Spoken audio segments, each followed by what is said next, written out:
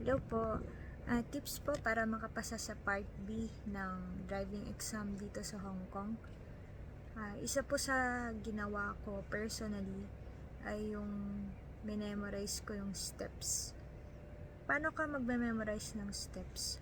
Una po, i-record nyo muna yung pag-uusap ay yung lesson ninyo. Each time na nagle-lesson kayo, record kayo. Kahit voice record lang. Tapos saka kayo gagawa ng step. So, halimbawa po, sasabihin ng instructor mo is, first is, put on the seatbelt. So, mag-start ka from the top. Ayusin mo yung seatbelt, upuan, isusulat mo yun. Tapos, yung mga sumusunod na mga steps is, start the engine, shoulder check to the right, shoulder check to the left, tapos move the car closer to the edge or to the curve. Ayan. So, yung mga yun. So, meron akong ginawa dati is siya, from S parking, hillside stop, tapos yung sa reverse, sa part B, ano ba yun? Hillside stop, S parking, tapos parallel parking. Yun ba yun? Kalimutan ko tuloy. Basta yung dalawa na yun, S parking, tsaka, S parking, hillside stop.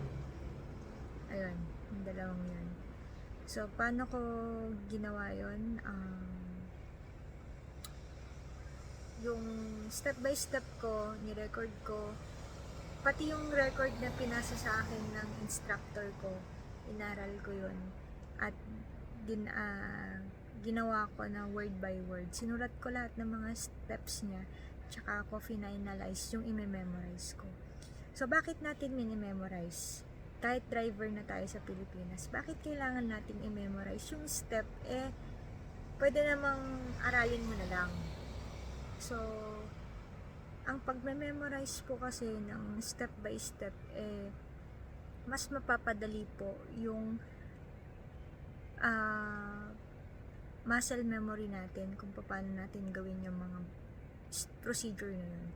Let's say, kukunti lang ang pera mo pang lesson, pwede na po yun na gawin yung i-memorize mo muna yung lesson, yung step by step, tsaka ka kukuha ng lesson. Let's say, kuha ka ng 2 lesson muna, tapos stop ka muna dahil wala ka pang pera.